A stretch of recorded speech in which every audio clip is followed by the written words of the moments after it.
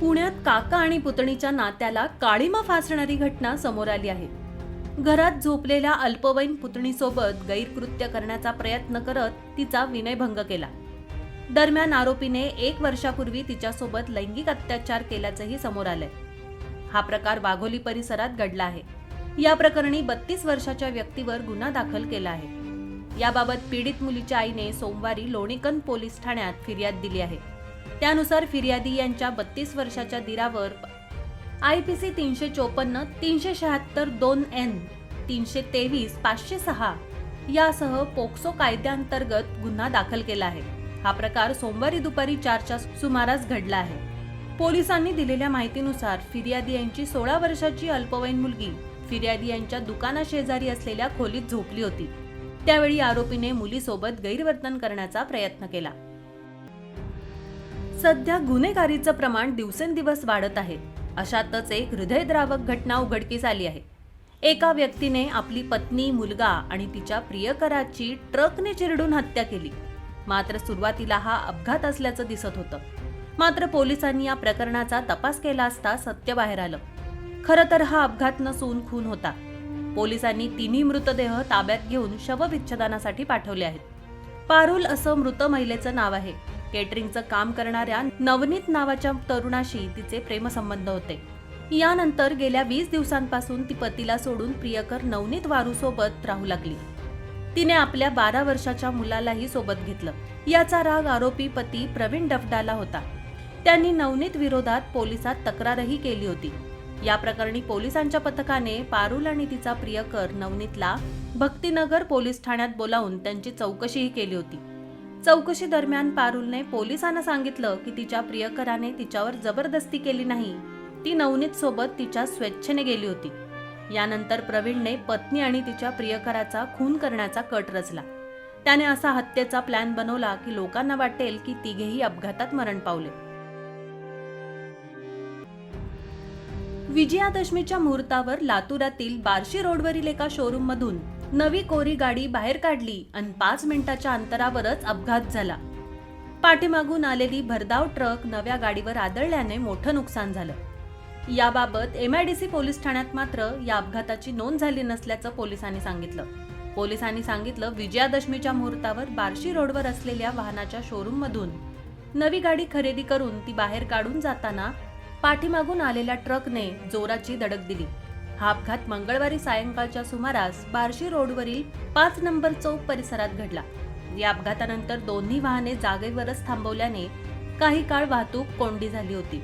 दरम्यान घटनेची माहिती MIDC ठाण्याचे पोलीस निरीक्षक गोरख दिवे यांना मिळाली. त्यांनी पोलीस कर्मचारी घटनास्थळी पाठवून वाहतूक कोंडी दूर केली. याबाबत MIDC पोलीस ठाण्यात अद्याप तक्रार दाखल झाली नसून गुन्हा दाखल करण्यात आला नाही, असं पोलीस निरीक्षक दिवे यांनी सांगितलं. नाशिक शहरात गेल्या काही दिवसांपासून आत्महत्या करणाऱ्यांच्या संख्येत लक्षणीय वाढ झाली आहे.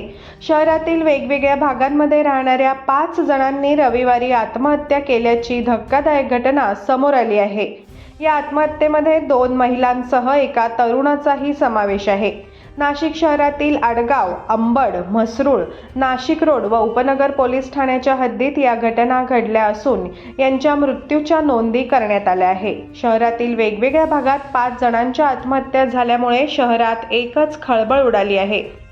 सुरेश किसन पेटारे, वय वर्ष 45, राहणार भवानीचा मळा, शिंगाडे वस्ती, माडसांगवी, यांनी रविवारी सकाळच्या सुमारास अज्ञात कारणातून आपल्या राहत्या घराच्या लोखंडी पाईपला साडी बांधून गळफास लावून घेतला होता. त्यात त्यांचा मृत्यू झाला.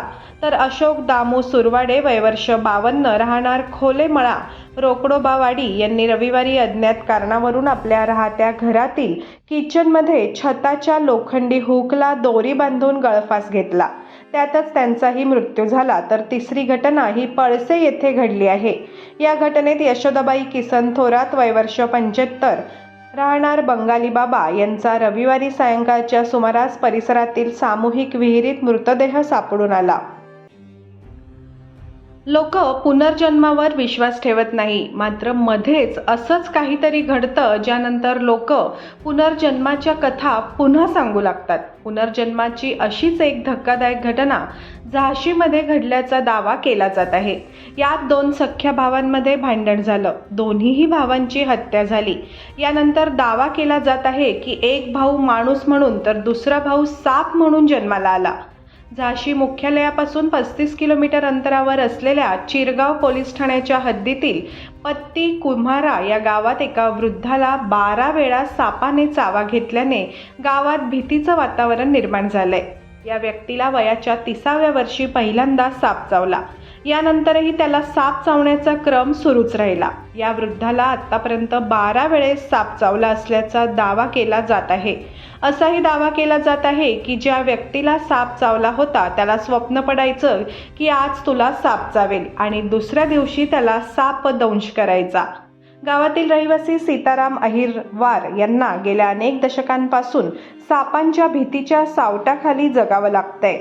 एक काळा साप सीताराम अहिरराव यांच्या जीवाचा शत्रू झाला आहे. दरवर्षी किंवा 2 वर्षांच्या अंतराने सीताराम यांना काळा साप चावतो. यानंतर उपचारासोबतच सीताराम यांनी गावातील मंदिरात जाऊन आपला जीव वाचवला आहे. वयोवृद्ध सीताराम अहिरवार यांचा दावा आहे की त्यांच्या जीवाचा शत्रू हा साप आहे, ज्याला त्यांचा बदला घ्यायचा आहे. आयफोन कुणाला आवडत नाही? लोक आयफोनसाठी काहीही करू शकतात. आयफोनची नवी सिरीज आली की लोक वेडे होतात. लोकांमध्ये याचं वेड इतकं आहे की आयफोन घेण्यासाठी जितका जमेल तितका लोक जुगाड करतात. आता सुद्धा आयफोन 15 आल्यावर लोकांनी त्याला अक्षरशः डोक्यावर घेतलंय. आयफोनची क्रेज विशेषतः तरुणांमध्ये जास्त दिसून येते. जो येईल त्याला आयफोन घ्यायचा असतो, पण यासाठी पैसे काय कमी लागतात का? हा फोन घेण्यासाठी इतके पैसे लागतात की फोन घ्यायला पैसे कसे जमवायचे याचेही वेगळे मीम्स व्हायरल होत असतात. आयफोनची क्रेज माणसाला काहीच्या काहीही करायला लावू शकते. जसा प्रेमात माणूस काहीही करू शकतो तसा आयफोनच्या प्रेमातही माणूस काहीही करू शकतो. आता हाच व्हिडिओ बघा ना. काय वाटतं तुम्हाला, आयफोन घेण्यासाठी कोण कुठल्या प्रकारचं बलिदान देऊ शकतं? जिथे तुमचे विचार संपतील त्याच्या पुढे जाऊन या मुलीने बलिदान दिलंय. एका मॉलमध्ये एक अनोखा गेम सुरू होता. या गेममध्ये जो जिंकेल त्याला आयफोन 15 देण्यात येणार असल्याचं सांगण्यात आलं. खूप मुले जमले होते. शाळा कॉलेजमधील ही मुलं गेममध्ये सहभागी व्हायचं की नाही हा विचार करत होते. बरं, जर सहभाग घेतला आणि तसं करून सुद्धा आयफोन मिळाला नाही तर? पण असा गेम होता तरी काय? गेम होता टक्कल करण्याचा. जो कोणी टक्कल करेल, केसांचं बलिदान करेल, मग तो मुलगा असो किंवा मुलगी, त्याला किंवा तिला आयफोन 15 देण्यात येईल. आर्थिक विवंचनेतून शिक्षकाने विष पीत आपलं जीवन संपवलं आहे. रायगड जिल्ह्यातील पेण येथे ही धक्कादायक घटना घडली आहे. महादेव जानू वारगुडे असे या शिक्षकाचे नाव आहे. वेतन वेळेवर मिळत नसल्यामुळे आर्थिक विवंचनेमुळे हे वारगुडे यांनी टोकाचं पाऊल उचलल्याचे त्यांनी केलेल्या सोशल मीडियावरील पोस्टमधून समोर आलं आहे. आत्महत्येपूर्वी लिहिलेल्या पोस्टमध्ये त्यांनी राज्य व केंद्र सरकारला दोष दिलेला आहे.